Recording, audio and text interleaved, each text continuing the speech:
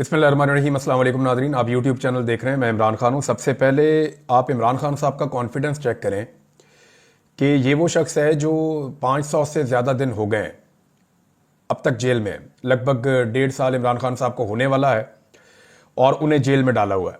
लेकिन आप उनका एतमाद चेक करें, आपको इस खबर से अंदाज़ा हो जाएगा। मुख्तलिफ जगहों पर यह खबर छपी है, मैं आपको एक्सप्रेस न्यूज़ से ये खबर बता रहा हूँ। इमरान खान साहब कहते हैं जी कि कौमी असम्बली की पब्लिक अकाउंट कमेटी के चेयरमैन की नामजदगी के मामले पर उन्होंने अपने दिए गए नाम के ऊपर फुल स्टॉप लगाते हुए ओहदे के लिए शेख वकास अकरम का नाम बरकरार रख दिया और कहा है इस हवाले से फैसला मैं करूंगा, कोई हुकूमती ओहदेदार नहीं करेगा। पाकिस्तान तरीके इंसाफ में बहुत सारे लोगों की ख्वाहिश है कि वो पब्लिक अकाउंट्स कमेटी के चेयरमैन बन जाए, क्योंकि पब्लिक अकाउंट्स कमेटी का जो चेयरमैन होता है उसके पास बहुत सारे मामलात होते हैं पैसे कमाने के लिए। मैं सच्ची सच्ची बात आपसे करूंगा, जो आदमी सीट के ऊपर बैठ जाता है सारा रिकॉर्ड उसके पास आना शुरू हो जाता है। जितने घपले होते हैं वो उसके सामने आ जाते हैं और यहाँ पे आप घपले के ऊपर अगर आंखें बंद कर लें तो आपको पैसे मिल जाते हैं। तो तहरीके इंसाफ में बहुत सारे लोग मरे जा रहे हैं और एक दो लोगों ने तो माजी में मेरे सामने ये बात हुई कि एक दो लोग तो इसके लिए बाकायदा लॉबिंग कर रहे थे कि पब्लिक अकाउंट्स कमेटी का चेयरमैन मुझे बनाया जाए। बल्कि हुकूमत के लोगों से कुछ लोगों ने मुलाकातें भी की और उनको ये कहा कि जनाब आप हमें ये बना दें, हम आपका ख्याल रखेंगे, आप हमारा ख्याल रख लें। ये सौदेबाजी वो करने की कोशिश की गई। लेकिन इमरान खान साहब जेल में बैठे भी बाखबर हैं, लेकिन उनका एतमाद चेक करें। उन्होंने कहा जी चेयरमैन पीएसी कौन होगा, फैसला मैं करूंगा यहां जेल में बैठ के, कोई हुकूमती ओहदेदार फैसला नहीं करेगा। और इमरान खान साहब ने इस पर रद्देमल दिया और नामजदगी के मामले पे इमरान खान ने कहा जी कि मेरी तरफ से, यानी उन्होंने पीटीआई की क़यादत की सरजनिश की है कि ये क्या तुम मेरे पास ऑप्शन लेकर आ जाते हो कि इसको बना दें इसको बना दें। तो हुआ ये है कि हुकूमत चाहती है कि उनकी मर्जी का आदमी आए और पीटीआई के अंदर कई बंदे ये चाहते हैं कि ये अहम तरीन ओहदा उनमें से किसी को मिल जाए ताकि निज़ाम के ऊपर एक ग्रिप हो जाए, यानी वो जिसको मर्जी खींच सकें, जिससे मर्जी जो मर्जी कर सकें। तो उसमें फिर बहुत सारा जो है वो माल बनता है, ये माल पानी वाला होता है चेयरमैन पीएसी। तो इस पर इमरान खान साहब ने नाम दिया हुआ था शेख वकास अकरम का। अब इमरान खान साहब ने कहा कि शहबाज शरीफ या दीगर हुकूमती ओहदेदार नहीं फैसला करेंगे, मैं करूंगा फैसला कि कौन बनेगा पीएसी का चेयरमैन। मेरी तरफ से चेयरमैन पीएसी के लिए पहला, दूसरा, तीसरा और चौथा नाम भी शेख वकास अकरम ही होगा। यह है जी इमरान खान। इमरान खान ने पीएसी चेयरमैनशिप ना मिलने पर कायमा कमेटियों की चेयरमैनशिप से भी इस्तीफा देने का इंडिया भी दिया है और चेयरमैन पीएसी के लिए तारक फजल चौधरी की जानिब से दोबारा 2 बार खत लिखा गया था। पीटीआई ने पहले जवाबी खत में शेख वकास अकरम का नाम दिया था, दूसरे खत में मुस्लिम लीग नून के चीफ वहिब की जानिब से 4 नामों का पैनल मांगा गया था कि जनाब आप 4 नाम दे दें। तो इमरान खान ने कहा चारों पे शेख वकास अकरम का नाम लिखकर भेज दो और मेरी ये राय है और मेरा ये फैसला है कि शेख वकास अकरम चेयरमैन पीएसी होगा। यह है जी इमरान खान। कॉन्फिडेंस आप चेक करें जेल में बैठे हुए आदमी का। लोग टूट जाते हैं दूसरे दिन और इमरान खान ने सख्त तरीन जेल बर्दाश्त की है, डट के खड़ा। वैसे हैरत होती है कभी कभी। इमरान खान ने डील की पेशकश मुस्तरद कर दी। ये अब आलमी मीडिया के अंदर छप रहा है, जो एक अरब मीडिया है, अरब न्यूज की रिपोर्ट है और उन्होंने अपने जराये से कंफर्म करते हुए यह बताया कि साबिक वज़ीर-ए-आज़म पाकिस्तान और पाकिस्तान तहरीक इंसाफ के बानी चेयरमैन इमरान खान साहब ने नजरबंदी की डील मुस्तरद करते हुए मुल्क में सियासी तब्दीली के मुतालबे पर जोर दिया है। अरब न्यूज की रिपोर्ट के मुताबिक अडियाला जेल में कैद इमरान खान ने जेल से निकालकर घर में नजरबंद रखने की डील मुस्तरद कर दी है। और ये तो इमरान खान की बीवी ने नहीं माना था, आपको याद नहीं है? बुशरा बीबी को बंद किया था नजरबंद बनी गाला में, एक घर के एक हिस्से के अंदर एक कमरे में बंद कर दिया था उनको। तो उन्होंने हाई कोर्ट से रुजू करके अदालत को कह कहकर वो जेल गई थी कि भाई बंद ही करना तो जेल में बंद करो। इधर तो खातून नहीं मानी, इमरान खान की बीवी नहीं मानी, तो इमरान खान किधर मानेगा? और इमरान खान की वजह से तो बाकी सबको हौसला मिलता है। वैसे बुशरा बीबी ने भी कमाल किया, यानी आप वो सियासत में तो वो है नहीं, लेकिन अगर एक खातून के तौर पे आप ये देखें तो बाद औक़ात हैरत होती है कि एक ऐसी खातून जिसका सियासत से कोई ताल्लुक नहीं था, उन्होंने अपने शौहर के साथ कितने जबरदस्त तरीके से खड़े होकर दिखाया। हालांकि कोई बहुत लंबी रफाकत भी नहीं है इनकी, चंद साल पहले शादी हुई। बहरहाल इमरान खान साहब ने अरब न्यूज की रिपोर्ट के मुताबिक समाजी राब्ते की वेबसाइट पर एक पोस्ट में दावा किया कि हुकूमत के साथ मुज़ाकरात और उनकी जमात को सियासी मौक़े फराहम करने के लिए इन्हें डील की पेशकश की गई थी, जिसके तहत वो मुझे बनी गाला में रिहाइशगाह में नजरबंद करना चाहते थे। इमरान खान ने डील कबूल करने की बजाय जेल में रहने को तरजीह दिया और इसरार किया कि पीटीआई के तमाम कैदियों को पहले रिहा किया जाए। इमरान खान ने अपने बयान में बैरून मुल्क मुकीम पाकिस्तानियों से मुतालबा किया कि तरसीलात ज़र का बाइकआउट करें और उससे हकीकी आज़ादी और मुल्क में जमहूरियत की बहाली के लिए अहम करार दिया। इमरान खान ने कहा कि तरसीलात ज़र का बाइकआउट इस वक्त तक किया जाए जब तक हुकूमत इनके मुतालबात पूरे करने के लिए मानी खेज इकदाम नहीं करती। देखिए, इस दफ़ा जो हुकूमत के पास एक्स्ट्रा पैसा आया जिसकी बुनियाद के ऊपर कुछ हमारे ज़र मुबादला के ज़खायर में इजाफा हुआ है, वो एक्स्ट्रा पैसा ओवरसीज पाकिस्तानियों की जानिब से भेजी गई रेमिटेंसेज हैं। क्योंकि पाकिस्तान के अंदर जो है वो एकदम ज़मीनों की कीमत नीचे गई है। जब हालात बुरे होते हैं तो ज़मीनों की कीमतें नीचे जाती हैं। जब अमेरिका में 9/11 हुआ था तो बहुत पैसा निकल कर पाकिस्तान आया था। तो इसी तरह जब पाकिस्तान के अंदर अब ज़मीनों की कीमतें और चीज़ों की कीमतें नीचे गई हैं, बहुत सारे लोग अपनी बेचारे फैक्ट्रियां बेच रहे हैं, अपनी जायदादें बेच रहे हैं, मुल्क से जाना चाहते हैं। वहीं जिन ओवरसीज पाकिस्तानियों के पास एक्स्ट्रा पैसा है, उन्होंने पैसा पाकिस्तान भेजकर यहां पे वो चीज़ें खरीदी हैं, क्योंकि पाकिस्तान के हालात हमेशा तो बुरे रहने नहीं है। तो इस वजह से कुछ ओवरसीज पाकिस्तानियों की जो एक्स्ट्रा अमाउंट पाकिस्तान इस साल आई, उसका बड़ा फायदा हुआ। लेकिन इमरान खान साहब ने अब चला दी है मुहिम और ओवरसीज पाकिस्तानी इमरान खान की बात मानते हैं। अगर 10% से 15% का भी फर्क पड़ा ना, तो ये हुकूमत को दोबारा आईएमएफ के सामने जाकर घुटने टेकने पड़ जाएंगे। वो तो वैसे भी टेकने पड़ेंगे क्योंकि ये ऑलरेडी डेफिसिट में जा रहे हैं। यानी जो इन्होंने अपने टारगेट पूरे करने थे, हुकूमत अपने टारगेट पूरे करने में नाकाम है। और अब रेमिटेंसेस जिसकी बुनियाद के ऊपर ये हुकूमत कहीं पे खड़ी थी, वो भी मुतासिर होने के खदशात बहुत ज्यादा बढ़ गए हैं। इमरान खान ने 9 मई से जुड़े वाकयात पर पीटीआई के कारकुनों के फौजी अदालतों में ट्रायल पर तनकीद की और इससे शफाफियत और शहरी हकूक के खिलाफ वर्जी करार देते हुए उसकी इमरान खान साहब ने मजम्मत भी की। उन्होंने कहा खुली अदालत में ट्रायल किए जाएं और यह आईने पाकिस्तान का तकाजा भी है। अब आ जाए नादरीन, जो रद्द-ए-अमल एक आया ना DGISPR की प्रेस कॉन्फ्रेंस के बाद, और जो एक रियासती पॉलिसी चल रही है उसके खिलाफ पाकिस्तान तहरीक इंसाफ का, यह बहुत इंपॉर्टेंट है।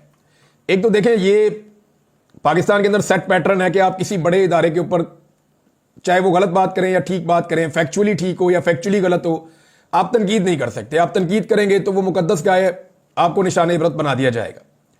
फर्ज करें कोई बड़ा आदमी है, आप बहुत बड़े आदमी की बात कर लें, पाकिस्तान के आर्मी चीफ की बात कर लें, किसी और बड़े ओहदेदार की बात कर लें, DGISPR की प्रेस कॉन्फ्रेंस की बात कर लें। सियासतदान तो बेचारे छानबूरा होते हैं, वो तो आते जाते रहते हैं। वो तो बूट पॉलिश की बात है, कभी इसके हाथ में कभी उसके हाथ में।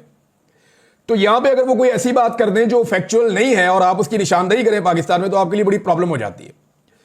तो यहां अब बहुत सख्त रद्द-ए-अमल आया कल से लेकर अब तक, क्योंकि फैक्चुअली जो है वो DGISPR की प्रेस कॉन्फ्रेंस में बहुत सारी गलतियां थी।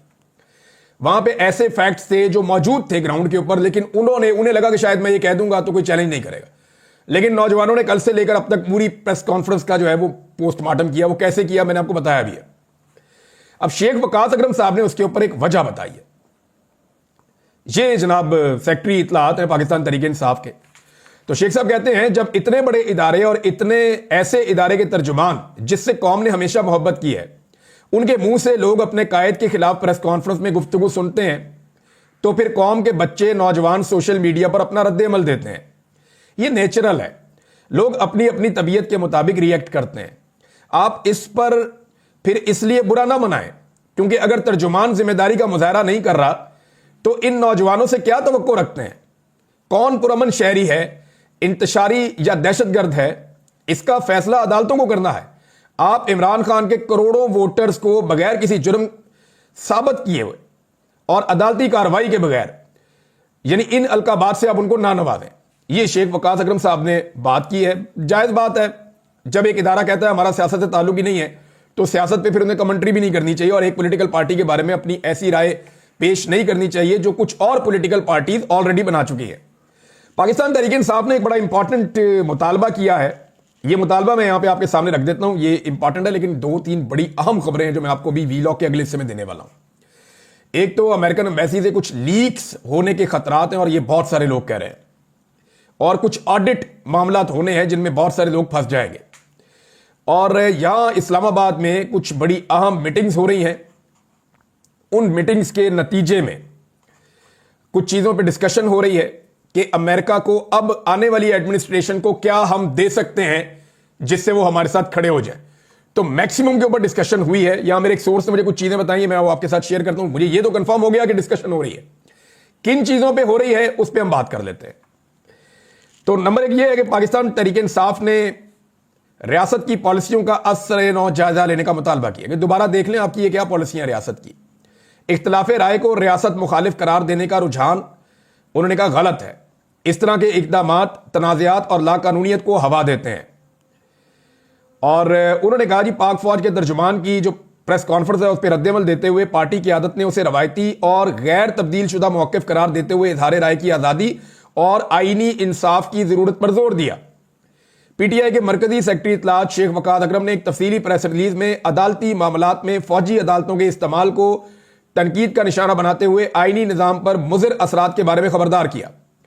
उन्होंने इस बात पर जोर दिया कि इंसाफ को शफाफ और आज़ादाना तौर पर चलाया जाना चाहिए, जो पहले तयशुदा तसव्वुरात या बैरूनी दबाव से आज़ाद होना चाहिए, जबकि दुनिया फौजी अदालतों के फैसलों के बजाय आज़ाद आईनी अदालतों के फैसलों को तस्लीम करती है। उन्होंने कहा जी सड़कों की बंदिश आप कर देते हैं, पुरअमन मुजाहिरीन की आप गिरफ्तारियां करते हैं, जमहूरी हुकूक पर हमला किया जाता है, इसकी हम मजम्मत करते हैं। पुरअमन एहतजाज हर सियासी जमात का हक है। ऐसे में आर्टिकल 245 के तहत सड़कें क्यों बंद हैं और निहत्ते वर्कर्स को गिरफ्तार क्यों किया जा रहा है? यह मसला प्रेस कॉन्फ्रेंस या बयानबाजी से हल नहीं हो सकता। सीसीटीवी फुटेज समेत काबिल एतमाद शवाहिद की बुनियाद पर आला सतह की आजादाना अदालती तहकीकात का मुतालबा करते हुए उन्होंने कहा कि डराना और धमकियां देना इस मसले का हल नहीं है। प्रेस रिलीज में मुल्क में मौजूद अफरा तफरी का जिम्मेदार नाकिस रियासती पॉलिसियों और बयानिए को करार दिया गया। पाकिस्तान तहरीक इंसाफ कह रही है पॉलिसी बदलो रियासत को। एक पॉलिटिकल पार्टी को दीवार से लगाने के चक्कर में पूरे पाकिस्तान को अपने खिलाफ कर लेना यह कोई दानिशमंदी नहीं है, और इससे यह मामला खत्म नहीं होगा। इंसाफ के तकाजे पूरे किए जाएं तो चीजें खुल सकती हैं। अब जैसा कि देखें, जुडिशल कमीशन अगर बन गया तो वो साबित कर देगा ना कि पाकिस्तान तहरीक इंसाफ के लोगों ने गोलियां चलाई या सिक्योरिटी फोर्सेस ने गोलियां चलाई। जुडिशल कमीशन बना दे, उनका क्लेम है पीटीआई का कि गोलियां सिक्योरिटी फोर्सेस ने चलाई। डीजीआई एसपीआर का क्लेम है कि नहीं गोलियां पीटीआई ने चलाई। तो इसके ऊपर एक जुडिशल इंक्वायरी करवा दें। जुडिशल इंक्वायरी में सबके इंटरव्यूज हो जाएंगे, फुटेज भी देख ली जाएगी, सीसीटीवी फुटेज मांग ली जाएगी, तमाम रिकॉर्ड तलब करके वो जुडिशल कमीशन आपको बता देगा किसने क्या किया है। तो जो विक्टिम होता है वो तो चाहता है कि इंसाफ हो।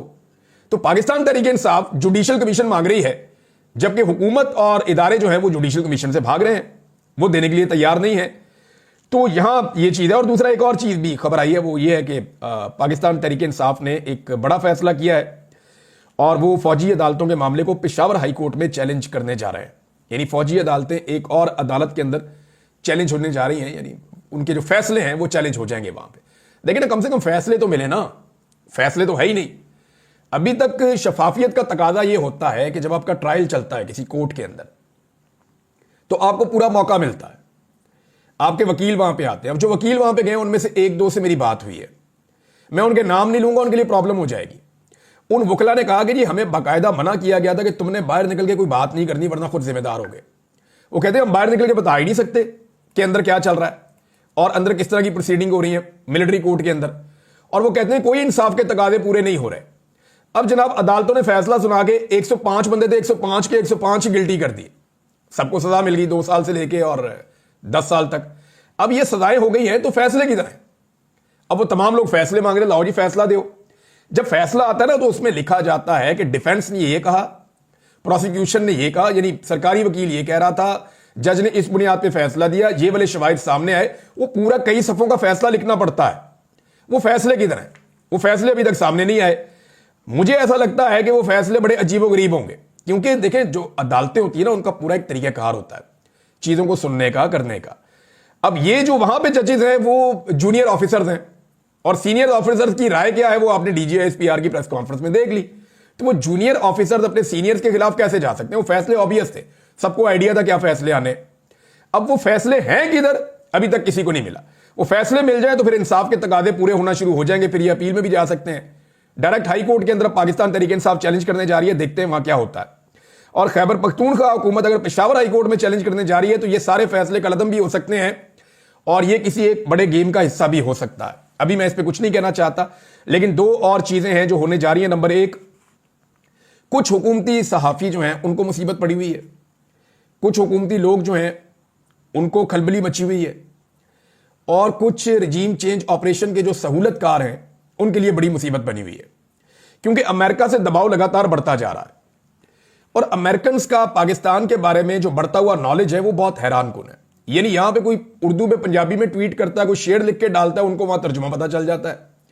ऐसा लगता है कि उन्होंने इसके ऊपर बंदे डिप्यूट कर दिए कि एक एक चीज पे नजर रखो, या तो फिर जो इस वक्त अमेरिकन एम्बेसी है इस्लामाबाद में उसके अंदर बैठे हुए लोग बाकायदा जो ट्रंप की आने वाली इंतजामिया है उनसे अपने ताल्लुकात बेहतर करने की खातिर उनको रिपोर्ट करना शुरू हो गए और हर चीज बाकायदा ट्रांसलेट होकर उन्हें रिपोर्ट हो रही है, उस पर वो खुलकर रिस्पॉन्ड भी कर देते हैं।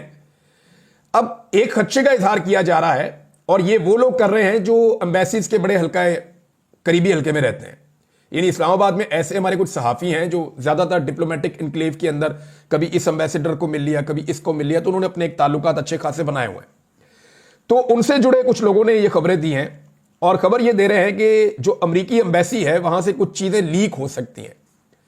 यानी ये लीक हो सकती हैं कि रिजीम चेंज ऑपरेशन के दौरान में कितना पैसा कैसे खर्च हुआ, किस किस से मुलाकात की गई, मुलाकात के अंदर किस तरह की बातें की गई, और वो जो मिनट्स हैं उन मीटिंग्स के या मुलाकातों के जिनको बाद में लिखा जाता है वो केबल्स जो है वो लीक हो सकती हैं। और उनके लीक होने से ये पता चल सकता है कि पाकिस्तान में जो रिजीम चेंज ऑपरेशन हुआ उसमें किसका क्या किरदार था। फर्ज करें उस वक्त जो अमरीकी सफीर है उनकी जो मुलाकातें एस्टेब्लिशमेंट के लोगों से हुई या जिन सहाफियों से हुई या जिन सियासतदानों से हुई उनके अंदर किस किस्म की डिस्कशन हुई, अगर ये चीजें रिवील हो जाती हैं, बाहर आ जाती हैं, तो इसमें बड़ा प्रॉब्लम आ जाएगा। इनसे अगर पर्दा उठ जाता है तो रिजीम चेंज ऑपरेशन का पूरा जो स्ट्रक्चर है वो आपके सामने आकर खड़ा हो जाएगा। और इस डर से अब कुछ लोग खुलकर कहना शुरू हो गए, हम तो इसके खिलाफ थे, हम तो करना ही नहीं चाहते थे रिजीम चेंज, ये तो हमसे जबरदस्ती करवाया गया, ताकि कल को बजाय इसके कि हम इसके बेनिफिशियरी गर्दाने जाएं, हम कह देंगे हम तो विक्टिम है। और ये सारा कुछ पड़ जाएगा उन लोगों के खाते में जिन लोगों ने जा जाकर मुलाकातें की थी। अब वो लोग इस खच्चे का इजहार करें, दूसरा कुछ ऑडिट भी वो करवाएंगे। ये तो मेरे पास एक और सोर्स से भी खबर आई है अमेरिका से, वो ये कह रहे हैं कि अमेरिकन एक ऑडिट करवाना चाहते हैं जो आने वाली हुकूमत है कि पाकिस्तान में किस किस को कितना पैसा दिया गया, वो पूरा का पूरा छापो और लिखो कि किस ग्रुप ने कितना पैसा लिया, किस एनजीओ ने कितना पैसा लिया, और वो जो कुछ उन्होंने लिया उसको कहां खर्च किया उसके ऊपर ऑडिट किया जाए और ये सारी रिपोर्टें मंगवाई जाए। माजी में होता यह था कि जिसके अमेरिका में अच्छे ताल्लुकात है, अमेरिका ने पाकिस्तान को इमदाद का ऐलान किया तो डायरेक्ट इमदाद हुकूमत को देने के बजाय वो एनजीओ के जरिए भी खर्च करते थे, इदारों के जरिए भी खर्च करते थे, तो वो इमदाद उनके पास जाती थी, पूछने वाला ही कोई नहीं था। यानी लाखों करोड़ों डॉलर वो उसके अंदर खा गए, मिलियंस ऑफ डॉलर्स। तो अब उसके ऊपर एक ऑडिट होगा तो आपको बहुत सारे पर्दानशीनों का पता चलेगा कि ये भी पैसे ले गया, ये भी पैसे ले गया, ये भी पैसे ले गई। मरियम नवाज ने कुछ पैसा, यानी इसके ऊपर तो बाकायदा वो एक ट्वीट भी हमारे सामने आया हुआ है, ये सैयद कामरान ने ट्वीट किया है और रिचर्ड ग्रेनल को इसके अंदर उन्होंने जो है वो मेंशन किया है। उन्होंने कहा जी हम पाकिस्तानी आपसे डिमांड करते हैं कि इन्वेस्टिगेट करेंगे 70 मिलियन अमरीकी डॉलर्स जो हैं, 70 मिलियन अमरीकी डॉलर्स, ये बहुत ठीक ठाक अमाउंट होती है, 7 करोड़ अमरीकी डॉलर अरबों रुपए बनते हैं। ये टैक्स पेयर का पैसा था अमेरिकन का, और मिशेल ओबामा ने ये पैसा मरियम नवाज के लिए अनाउंस किया था बच्चों के स्कूलों के लिए। अच्छा, इसमें से वो क्लेम ये करते हैं सैयद कामरान साहब कि एक पैनी भी खर्च नहीं की गई। अच्छा, एक दो प्रोग्राम मरियम नवाज ने किए थे छोटे छोटे स्कूलों के अंदर उस दौर में जब मरियम नवाज के वालिद वजीर आजम थे, ये गई थी जाके मिशेल ओबामा से इन्होंने मुलाकात की थी, 70 मिलियन अमेरिकन डॉलर्स की इमदाद आई थी। वो पैसा कहां गया उसके बारे में अभी तक कुछ आइडिया नहीं है। मरियम नवाज को बहुत बड़ी चीजों का सरबराह भी बनाया गया था, ओहदे भी दिए थे, नवाज शरीफ साहब ने बाद में तनकीद हुई तो हटा दिया गया। अब नाजरीन, इस्लामाबाद के अंदर एक बड़ी अहम बैठक जारी है, उसके अंदर कुछ बंदे अमेरिका से पहुंचे हैं, कुछ बंदे पाकिस्तान से बैठे हैं, और तमाम स्टेक होल्डर्स बंद कमरा करके सर जोड़ के बैठे हैं और कुछ चीजों के ऊपर डिस्कशन हो रही है। मुझे सिर्फ इतनी इंफॉर्मेशन मिली, और इसके साथ जो इजाफी इंफॉर्मेशन है वो ये है कि कोशिश ये की जा रही है कि अमेरिका को कुछ ऐसी चीजें ऑफर कर दी जाए जिसके नतीजे में अमेरिका इमरान खान के मामले के ऊपर अपना हाथ खींच ले और कम से कम इस मामले को छोड़ दे और इंसानी हुकूक की खिलाफ वर्जियों के ऊपर पाकिस्तान के ऊपर सख्ती ना करे। अब जो ऑप्शन हो सकती है वो क्या हो सकती है? देखिए, अमेरिका को पाकिस्तान से 5-6 चीजों का ही प्रॉब्लम रहता है ना, वो 5-6 चीजें पाकिस्तान से चाहता है जो पाकिस्तान कभी करता है कभी नहीं करता।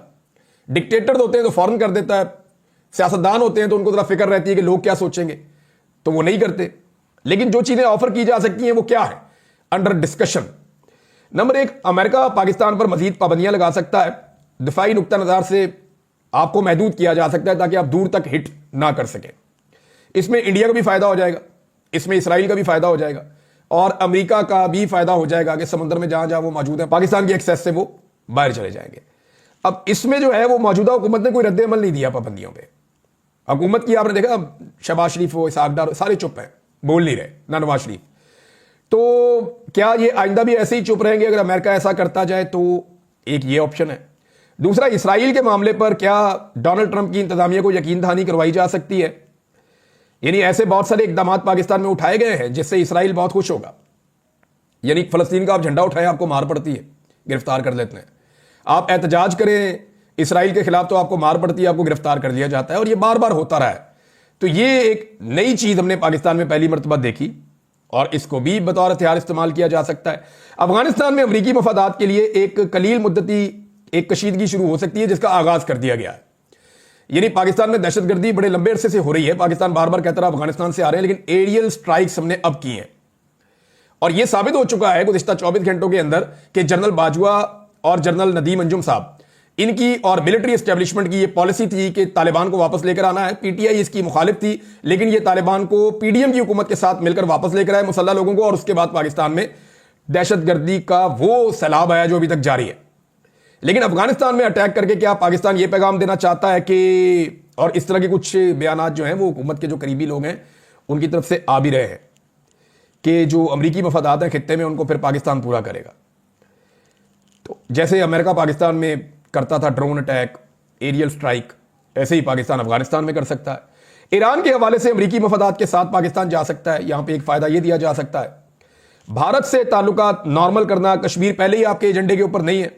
भारत के कहने पर हम तो ट्रॉफी लेकर नहीं गए गिलगित बल्तिस्तान में या आजाद कश्मीर में, तो ये क्यों हुआ? ये भी एक बड़ा सवाल है। रूस और चीन के साथ ताल्लुकात अमरीकी रजामंदी से मशरूत कर देना या उसके साथ मुंसलिक कर देना, ये वो चीजें हैं जिनको अंडर डिस्कशन लाया जा सकता है, जो इस्लामाबाद के अंदर डिस्कशन चल रही है। क्योंकि अगर ये सारी चीजें आप देते हैं ट्रंप को, तो मे बी वो सोचे कि ये अमेरिका के और उसके इत्तेहादियों के बड़े मफादात हैं, तो शायद वो चंद कदम पीछे हटने का सोचे। लेकिन अभी तक तो सिचुएशन ऐसी नहीं है। अभी तक तो जो ट्रंप ने कहा या उसकी टीम ने कहा वो उसके ऊपर डट के खड़े हैं। और ये चीजें जो हैं ये अमेरिका के एजेंडे पे आज से तो नहीं है, बड़े लंबे अरसे से है और ये एजेंडा चलता भी रहेगा। अब तक के लिए इतनी, अपना ख्याल रखिएगा, अपने चैनल का भी। अल्लाह हाफ़िज़।